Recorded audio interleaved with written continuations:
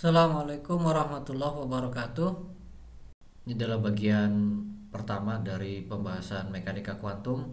Kita mulai dengan pendahuluan mengenal atau mengulang kembali materi percobaan celah ganda yang mungkin sudah pernah dipelajari pada kesempatan sebelumnya ya. Percobaan celah ganda yang dimaksud di sini adalah yang dilakukan dengan cahaya.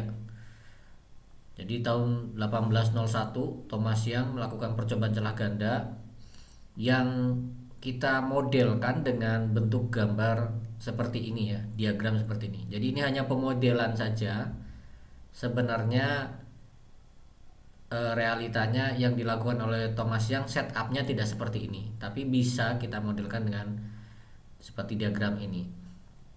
Nah, jadi di sini ada satu sumber cahaya memancar dari titik A ini. Kemudian di depan sini ada dinding yang ada celahnya, ada dua celah pada dinding ini.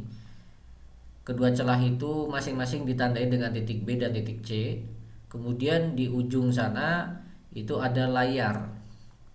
Nah, cahaya dari titik A ini memancar, tentunya nanti akan masuk ke celah B dan juga masuk ke celah C.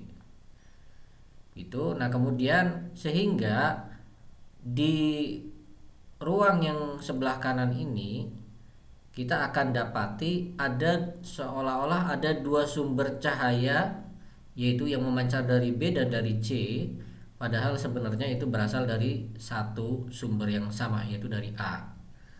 Nah, karena berasal dari sumber yang sama dari A, maka cahaya yang memancar dari B dan juga yang memancar dari C itu akan bersifat koheren. Dalam artian apa? Apa yang dimaksud koheren? Tentunya dua cahaya ini dikatakan koheren karena beda fase antara keduanya itu selalu tetap nilainya. Nah, kemudian yang terjadi adalah pada layar F ini terbentuk pola gelap terang. Itu tandanya apa? Tandanya telah terjadi perpaduan atau interferensi antara cahaya yang berasal dari B dan cahaya yang berasal dari C. Nah, bagian yang terang itu menandakan bahwa terjadi perpaduan yang saling menguatkan. Sementara bagian yang gelap itu dihasilkan dari perpaduan yang saling melemahkan. Nah, tentunya cahaya dari B dan C ini dapat kita modelkan dengan suatu fungsi gelombang yang merupakan solusi dari suatu persamaan gelombang. Persamaan gelombangnya tentunya seperti persamaan 1,3 ini, dan solusinya bisa kita tuliskan dalam bentuk persamaan 1,1 dan 1,2. Jadi misalkan yang 1,1 ini merupakan fungsi gelombang, katakanlah yang mewakili cahaya yang memancar dari B, sementara yang 1,2 ini adalah fungsi gelombang yang menyatakan cahaya yang memancar dari titik C. Ini simbol ini kita bacanya Xi ya. Xi itu X dan I gitu ya. Nah, kemudian apa itu R1, apa itu R2 di sini? Nah, itu adalah posisi dari jarak dari muka gelombang terhadap sumber gelombangnya ya. Jadi kalau kita buat diagram seperti ini, jadi ini tadi adalah celah B, yang ini celah C. Maka kalau kita tinjau muka gelombang di titik sini, yang berasal dari cahaya dari celah B itu jaraknya muka gelombangnya adalah R1 ini. Sementara kalau yang berasal dari 2, maka jarak muka gelombangnya adalah R2. Nah, sekarang kita kembali dulu ke sini tadi. Dari fungsi gelombang ini, maka jelas yang bagian ujung ini KR1 dan ini KR2 itu merupakan fase awal ya. Ini sesuai pembahasan di teori gelombang ya. Itu merupakan fase awal dari gelombang. Kalau ini berarti gelombang yang pertama, ini gelombang yang kedua. K-nya tentunya adalah 2pi per lambda. Nah, amplitude gelombang hasil interferensi kedua fungsi gelombang ini tentunya dapat kita hitung dengan menggunakan rumus, ya tidak perlu diuraikan dari awal ya, langsung bisa kita dapatkan bentuk seperti ini 1.4. Ini adalah hasil perpaduannya, ini adalah amplitude dari hasil perpaduannya. Bisa diperhatikan di sini bahwa amplitude hasil perpaduannya itu bergantung pada suatu nilai delta yang merupakan selisih antara fase gelombang yang pertama dengan gelombang yang kedua. Jadi delta bisa kita tuliskan sebagai 2pi per lambda dikalikan R1 min R2. Kemudian karena kedua cahaya tadi masing-masing berasal dari satu titik, maka cahaya tersebut merupakan gelombang sferis, sehingga berlaku kaitan seperti ini ya, bahwa amplitude gelombang pertama itu sama dengan suatu konstanta dibagi dengan jarak muka gelombangnya. Kemudian begitu juga yang kedua ya, ini berarti harusnya si 02 ya. A1 dan A2 adalah konstanta.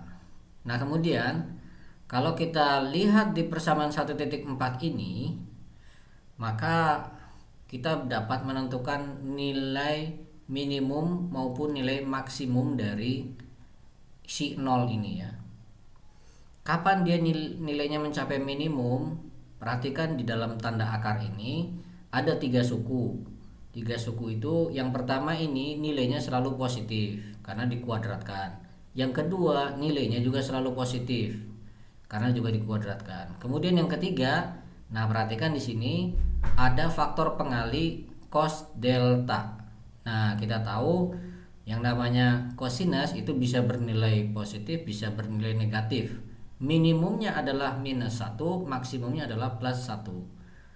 Maka kalau di sini cos delta bernilai -1, tentunya suku ketiga ini menjadi faktor pengurang yang paling besar dibandingkan nilai-nilai yang mungkin yang lainnya gitu. Nah, kalau nilai cos delta sama dengan +1 berarti suku ketiga ini menjadi penjumlah yang terbesar. Sehingga kita dapati nilai si 0 ini nilai minimumnya adalah ketika cos deltanya sama dengan -1, sehingga kita punya ini min 2 si 0 1 kalikan si 02. Kemudian nilai maksimumnya tentunya adalah +2 si 01 si 02. Nah, tapi sekarang kalau misalkan ya jarak antara dua celah itu, kalau kita lihat di diagram ini, jarak antara dua celah misalkan disimbolkan dengan D kecil, sementara jarak antara dinding celah ini dengan layar itu adalah D besar. Lalu misalkan jarak D kecil tadi itu jauh lebih kecil daripada D besar, simbol ini menyatakan jauh lebih kecil ya. Jadi jika jarak antara dua celah itu jauh lebih kecil daripada jarak antara dinding celah ke layar, maka pada titik P di layar, kita perhatikan di sini misalkan ini titik P-nya di layar, nilai R1 ini bisa kita anggap sama dengan nilai R2 atau mendekati lah ya. Nilai R1 ini berdekatan dengan nilai R2. Sehingga konsekuensinya kita bisa melakukan pendekatan-pendekatan ya. Kita kembali ke sini, pendekatan-pendekatannya pertama nilai R1 berdekatan dengan nilai R2. Kemudian berikutnya, karena cahaya yang memancar dari titik B dan juga titik C tadi, dari kedua celah tadi itu berasal dari satu sumber cahaya yang sama, maka tentunya konstantanya A1 itu juga akan sama dengan A2. Sehingga karena A1 sama dengan A2, lalu R1 bisa dianggap sama dengan R2. Ini tadi kasusnya untuk pendekatannya, maka tentunya Xi 01 juga bisa dianggap nilainya mendekati nilai Xi 02. Sehingga kalau seperti itu kita terapkan ke persamaan 1.6 ini, yang kita peroleh adalah ini tentunya menjadi 2 Xi 01 kuadrat, katakan gitu. Di sini minus 2 Xi 01 kuadrat. Sementara dua suku pertama ini bisa kita tulis sebagai 2 Xi 01 kuadrat. Jadi ada 2 Xi 01 kuadrat dikurangi 2 Xi 01 kuadrat, jadinya 0. Akar 0 berarti 0. Kemudian si 0 ini si 0, kemudian sebelah kanan. Sebelah kanan ini berarti si 01 kuadrat ditambah si 01 kuadrat. Berarti jadi 2 si 01 kuadrat.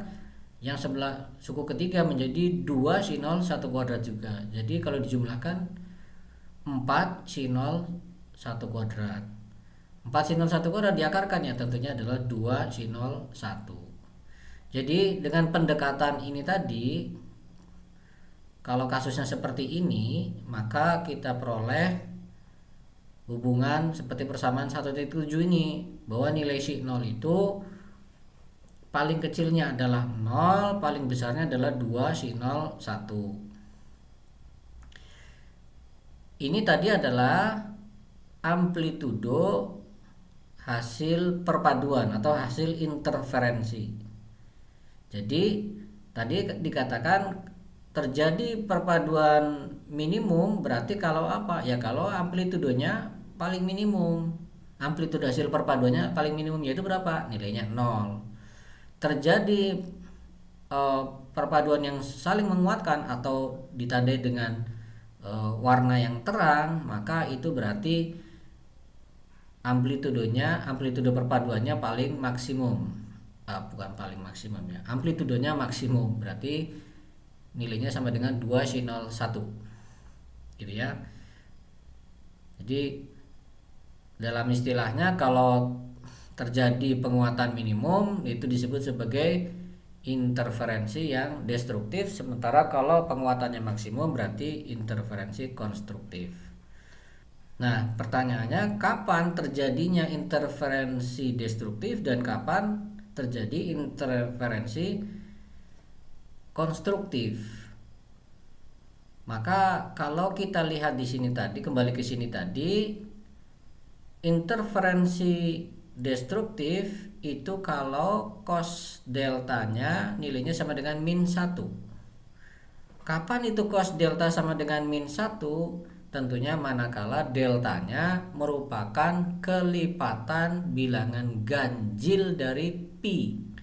Misalkan 1pi, 3pi, 5pi, 7pi, dan seterusnya. Ya, kemudian kapan terjadi penguatan konstruktif atau interferensi konstruktif? Ya tentunya kalau cos deltanya sama dengan 1, yaitu ketika deltanya sama dengan kelipatan bilangan genap dari pi.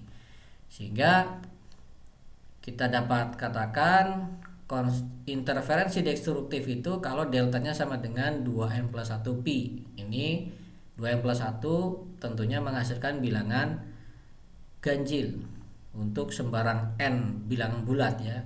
Kemudian konstruktif terjadi kalau delta sama dengan 2np. Sembarang bilangan bulat n akan menghasilkan bilangan genap kalau dikalikan 2. Sehingga dapat kita tuliskan sekarang persamaan 1.4 ini menjadi, dengan pendekatan ini tadi ya, dengan pendekatan D jauh lebih kecil daripada D besar, maka ini menjadi 2 Xi 01 kuadrat, yang suku ketiga menjadi 2 Xi 01 kuadrat kalikan cos delta, sehingga bisa kita kelompokkan menjadi 2 Xi 01 kuadrat dalam kurung 1 ditambah cos delta. Nah, Xi 01 kuadratnya bisa kita keluarkan dari akar menjadi Xi 01 di depan sini. Nah, kemudian akar dari 2 kalikan 1 plus cos delta ini bisa kita tuliskan menjadi cos setengah delta. Ini silakan kalian turunkan sendiri ya. Silakan diturunkan, dideduksikan sendiri bahwa dari sini bisa dapat ini. Kemudian kalau kita tinjau sekarang titik-titik yang hanya dekat di sekitaran X sama dengan 0 ya. Kita lihat ke diagram ini X sama dengan 0-nya, maksudnya di layar ya, titik di layar, X sama dengan 0, maka titik-titik yang dekat di sekitarannya, katakanlah ini masih dekat begitu. Kalau dilihat di sini, ini adalah sudut theta antara garis R ini dengan garis D ini, maka ini theta akan sama dengan juga dengan yang di sini ya. Nah ini theta. Kalau tadi kita tinjau X yang di sekitaran 0, berarti tetanya juga akan theta yang kecil-kecil juga, yang mendekati nilai 0 tetanya. Padahal kalau kita tinjau segitiga ini, maka jarak dari sini ke sini adalah D sin theta ya. Sekarang kalau kita tinjau titik-titik di sekitaran X sama dengan 0, maksudnya titik-titik di layar ini di sekitaran X sama dengan 0, ini X sama dengan 0-nya, maka itu sama saja kita membicarakan sudut theta yang seperti ini, theta ini, yang nilainya mendekati 0. Nah, sekarang delta yang definisinya adalah 2pi per lambda dikalikan R1 min R2 dapat kita dekati dengan 2pi per lambda D sin theta. Jadi R1 min R2 nya dapat kita dekati dengan D sin theta. Kita kembali ke gambar. Ini R1, yang ini R2, maka R1 min R2 dapat kita dekati dengan jarak sekian ini. Ya, dapat kita dekati dengan jarak sekian ini. Kalau segitiga kecil ini kita perbesar di sini, maka ini adalah D-nya. Kemudian sudut di sini itu ternyata adalah sama dengan theta ini tadi. Silakan dideduksi sendiri ya. Sudut di sini nanti akan sama dengan sudut theta ini. Sehingga dari segitiga ini kita bisa simpulkan jarak dari sini ke sini adalah D sin theta. Itu adalah pendekatan untuk selisih antara R1 dengan R2. Maka kita kembali ke sini sekarang. Kita dapatkan pendekatan seperti ini. Kemudian tadi karena nilai theta itu mendekati 0, maka sin theta bisa kita dekati nilainya dengan tangen theta. Nah, kembali ke diagram, tangen theta dapat kita hitung dari X dibagi dengan D besar ini. Sehingga kita punya sekarang pendekatan terakhir dalam bentuk seperti ini. 2pi per lambda D kecil ini, lalu sin tetanya kita dekati tadi dengan tangen theta, sementara tangen theta adalah X per D besar ini. Oke ya. Nah, kemudian jadi nilai delta ini jelas nilainya akan 0 kalau apa? Kalau titik P yang kita tinjau, titik P di layar yang kita tinjau itu berada di X sama dengan 0 ya. Kalau titik P-nya ada di sini. Ketika X sama dengan 0. Kalau P-nya di sini berarti tetanya 0. Ya sudah, berarti sin theta ataupun pendekatannya pakai tangen theta juga tetap 0 nilainya. Kemudian untuk gelombang sferis, nilai intensitasnya itu berbanding lurus dengan kuadrat amplitudonya. Maka sekarang intensitas gelombang hasil interferensi cahayanya antara cahaya dari B dengan C dan dengan yang di C itu dapat kita tuliskan dalam bentuk seperti ini ya. Jadi ini adalah amplitudonya, amplitudo hasil interferensi. Kalau ini kita ambil kuadratnya, maka kita akan dapatkan sin 0 kuadrat ini sama dengan 4 sin 01 kuadrat lalu cos kuadrat setengah delta. Nah, padahal sin 0 kuadrat ini nanti sebanding dengan intensitas hasil perpaduan berarti. Sehingga kita bisa tuliskan intensitas sama dengan atau intensitas akan sebanding dengan cos kuadrat ini. Yang bagian depan ini hanyalah suatu konstanta, kita masukkan dalam konstanta I0 ini. Ya, jadi kita punya hubungan sekarang bahwa intensitas hasil perpaduan dapat kita tuliskan sebagai suatu konstanta dikalikan cos kuadrat setengah delta. Nah, tadi delta adalah ini 2pi dx per d lambda untuk pendekatan titik-titik x di layar yang di sekitaran x sama dengan 0. Maka sekarang dapat kita tuliskan I itu sama dengan ini dia cos I0 cos kuadrat pi dx per d besar lambda. Tentunya nilai E0 ini adalah intensitas di titik x sama dengan 0 ya, tentunya seperti itu. Kalau apa? Karena apa? I akan sama dengan I0 kalau X-nya di sini sama dengan 0. Nah, sekarang kita buat simulasinya. Misalkan nilai D, jarak antara dua celah tadi adalah 0,8 mm. Kita masukkan ke sini nanti. Kemudian nilai D besar misalkan 0,5 meter dan lambda 590 nanometer. Ya, maka kita dapatkan kalau kita masukkan nilai-nilai ke sini, kita akan dapatkan grafik fungsi seperti ini. Sumbu horizontalnya adalah X, sumbu vertikalnya adalah intensitas. Ini X sama dengan 0, ke kanan X positif, ke kiri X negatif. Kalau kita kembali ke gambarnya berarti X positif ke atas ini, X negatif ke bawah ini gitu. Ya. Nah, ini menggambarkan grafik intensitasnya. Lihat intensitas kalau kita lihat di bagian vertikal ini, nilai 0 adalah yang bawah ini ya. Maka di sini, di titik sini, bawah ini, titik-titik ini itu merupakan titik interferensi destruktif. Sementara nilai puncak-puncak ini adalah interferensi konstruktifnya. Jadi di sini menggambarkan warna terang, cahayanya terang, di sini menggambarkan yang gelapnya.